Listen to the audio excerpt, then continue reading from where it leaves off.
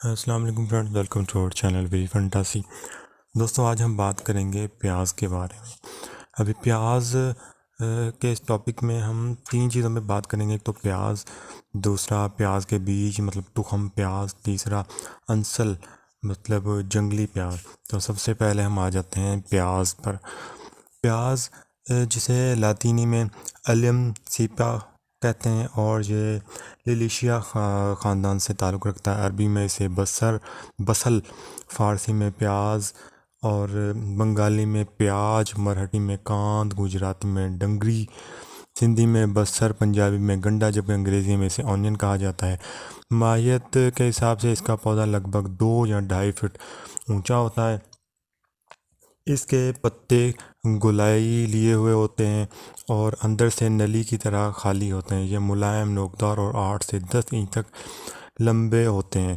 ان پتوں کے درمیان سے 2 فٹ تک تقریباً نالی نما ایک شاخ نکلتی ہے جو گول گہری سبز رنگ کی ہوتی ہے، جس کی آخری سرے پر گیندے کی طرح سفید گچھے لگتے ہیں۔ اس گچھے میں سردیوں کے آخر میں سیاہ رنگ کے بیج لگتے ہیں۔ کچھ لوگ ان بیجوں کو کلونجی کہتے ہیں، یہ کلونجی نہیں ہوتے، کلونجی اور چیز ہے، اور یہ بیج اور چیزیں، ان کی ماہیت میں بہت فرق ہوتا ہے۔ اس کے بعد یہ جو اس کا تنا جو ہوتا ہے اس کے بلب نما ہوتا ہے، اسی کو پیاز کہا جاتا ہے۔ یہ پیاز جو ہوتا ہے ایک پرتوں پر مشتمل ہوتا ہے، پرت پہ پرت ملا کر ایک بلب سا بنتا ہے، تو اسے پیاز کہا جاتا ہے۔ رنگ سفید اور سرخ، ذائقہ پھیکا۔ مقام پیدائش شروع میں یہ وسط ایشیا میں ہوتا تھا، مگر اب تقریباً سب ملکوں میں بویا جاتا ہے۔ پاکستان اور ہندوستان کے ہر صوبے میں اس کی کاشت کی جاتی ہے۔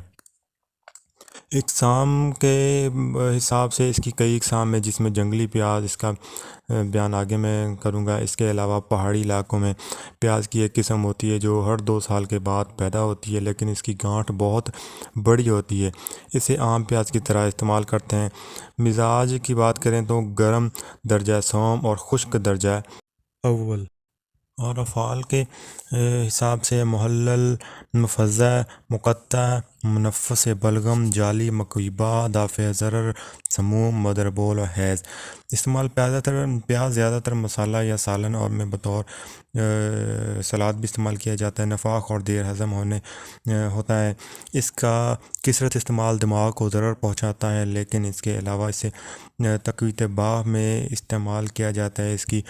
اس کو کوٹ کر پانی نچوڑ لیتے ہیں اور اس سے شربت بنا کر تقویت باہ کے لیے استعمال کرتے ہیں۔ اکثر اسی غرض کے لیے آب پیاز اور شہد اور گھی تینوں ہم وزن ملاتے ہیں اور پلایا جاتا ہے۔ ورموں کو تحلیل کرنے اور پکانے کے لیے اس کو آگ میں دبا کر نیم گرم ورم کے اوپر باندھا جاتا ہے۔ بھگ اور برس جیسے امراض میں ادویہ کو پیاز کے پانی میں پیس کر ضماد کرتے ہیں۔ بواسیر کے مسوں پر باندھتے ہیں۔ ہیضہ میں آپ پیاز کے ہمراہ چونے کا پانی ملا کر پلاتے ہیں۔ طاعون اور دیگر امراض وبائیہ کے زمانے میں پیاز کو سرکہ میں ڈال کر کھلاتے تھے۔ بعض لوگ بغیر سرکہ کے پیاز خام کو وبائی ہوا کے ضرر سے بچنے کے لیے استعمال کرتے ہیں۔ تاریکی چشم اور دھند کو زائل کرنے کے لیے پیاز کا چھلکا اس میں ہم وزن شہد ملا کر اس میں آنکھوں پر لگاتے ہیں۔ اگر کان میں پھنسی کی وجہ سے درد ہو تو پیاز کو آگ میں مشوے کر کے اس کا پانی نچوڑ کر نیم گرم پھنسی پر ٹپکایا جاتا ہے، جس سے درد زائل ہو جاتا ہے۔ حالت سفر میں مختلف پانیوں کے ضرر سے محفوظ رہنے کے لیے پیاز یا اس کا اچار استعمال کرنا بہت مفید ہے۔ پیاز کا جوشاندہ تکثیر البو میں نافع ہے۔ خام حالت میں کھانا مدر بول و حیض ہے، ہلکا ملین بھی ہے۔ کچا پیاز یورک ایسڈ کی مقدار کو بڑھا دیتا ہے۔ حیضہ کے دنوں میں پودینہ، پیاز کا پانی اور کالی مرچ کا جوشاندہ پینا بے حد مفید ہے۔ اگر نافع خاص کی بات کریں تو مکئی با اور منفج اورام ہے اور مضر ہے گرم مزاجوں کے لیے، اور مسلح سرکہ، نمک، شہد، آب انار اور بدل ہے کاندا کراس شامی۔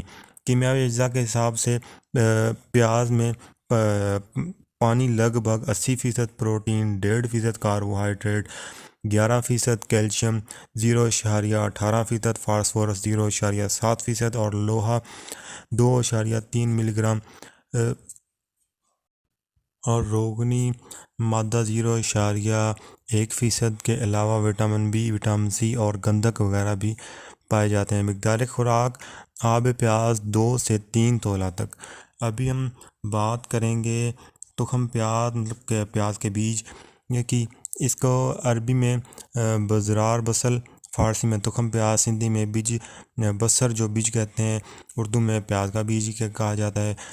معیت کی بات کریں تو پیاز کے تخم کی شکل میں جو تخم کی شکل ہوتی ہے تکونے ہوتے ہیں، رنگت سیاہ، مزہ تلخ ہوتا ہے۔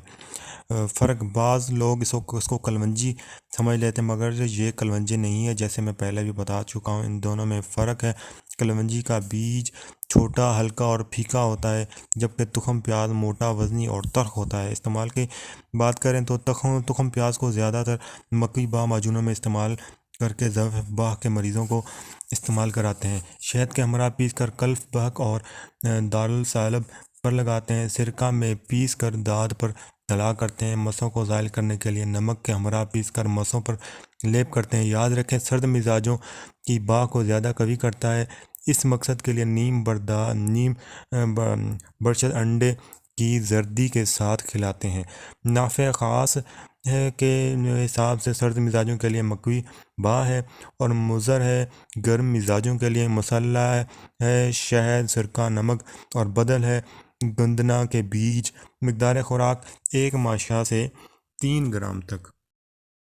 ابھی ہم آ جاتے ہیں جنگلی پیاز کی طرف، جسے انسل بھی کہتے ہیں اور انڈین اسکل بھی کہا جاتا ہے۔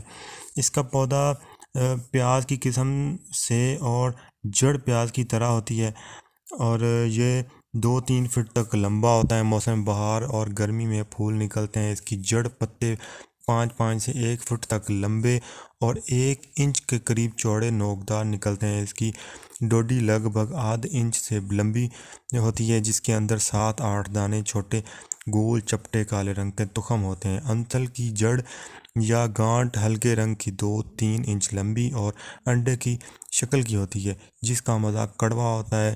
اس کے اوپر کا چھلکا اتار کر اور تراش کر اسے خشک کر لیا جاتا ہے۔ مقام پیدائش یہ سمندر کے کنارے، خصوصاً بحیرہ روم، بحیرہ اوقیانوس کے نزدیک زیادہ پیدا ہوتا ہے۔ پاکستان میں سندھ، پنجاب، شمال مغربی سرحد صوبہ اور بنگلہ دیش میں چاٹگام، خصوصاً سمندر کے نواحی ریتیلے علاقے کے علاوہ ہندوستان میں بہار، مدھیہ پردیش، راجپوتانہ، شملہ وغیرہ میں یہ خورد بھی ہوتا ہے اور اس کی کاشت بھی کی جاتی ہے، مطلب خود بھی اگ پڑتا ہے اور اس کی کاشت بھی کیا جاتا ہے۔ مزاج کے حساب سے گرم و خشک درجہ سوم میں آتا ہے۔ افعال کی بات کریں تو محلل، منفجع، جاذب خون، مکوی باہ، دافع ضرر سموم، مدربول و حیض، منفس بلغم، قاتل کرم شکم۔ استعمال، جنگلی پیاز عام پیاز کی نسبت زیادہ قوی ہے، لیکن اس کے مانند کھانے میں مستعمل نہیں ہے، لیکن مذکورہ امراض میں مفید ہے۔ جنگلی پیاز خاص کر ادرار بول اور مفس بلغم میں زیادہ قوی ہے، اور یعنی کھانسی اور دمہ استسقاء میں مفید ہے۔ یہ دل کو ڈیجیٹلز کی طرح تقویت دیتا ہے۔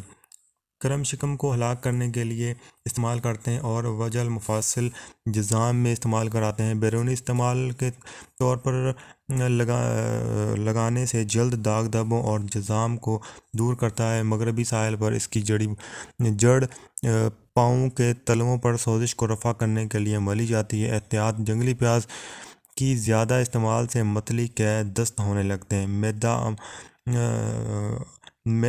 معدہ و امعاء کے اعضائے مخاطی میں شدید سوزش پیدا کرتا ہے اور کبھی کبھی بدہضمی کی شکایت بھی پیدا کر دیتا ہے۔ اس کو شدید کھانسی میں استعمال نہیں کرنا چاہیے، لیکن سالن مزمن میں استعمال کر سکتے ہیں، اس کے لیے یہ مفید ہے۔ اگر 2 دن میں شدید سوزش ہو تو بھی استعمال نہ کریں۔ اگر مضر کی بات کریں تو مضر ہے یہ گرم مزاج گرم مزاج اشخاص کے لیے یہ مضر اور نافع خاص ہے. دافع یرکان اور مجلی بصر اور مسلح مصری سکنجبین اور بدل ہے لہسن صحرائی وج ترکی اور مقدار خوراک 3 سے 5 گرام تک اسے استعمال کیا جا سکتا ہے. تو یہ تھی دوستوں کچھ پیاز کے بارے میں انفارمیشن جو میں نے آپ کے ساتھ شیئر کی. کائنڈلی ہمارا چینل سبسکرائب کر لیں اور بیل آئکن پریس کرنا نہ بھولیں تاکہ اگلی آنے والی تمام ویڈیوز آپ تک پہنچتی رہیں. اگلی ویڈیو تک کے لیے اجازت دیں. دعاؤں میں یاد رکھیں. بہت بہت شکریہ. اللہ حافظ.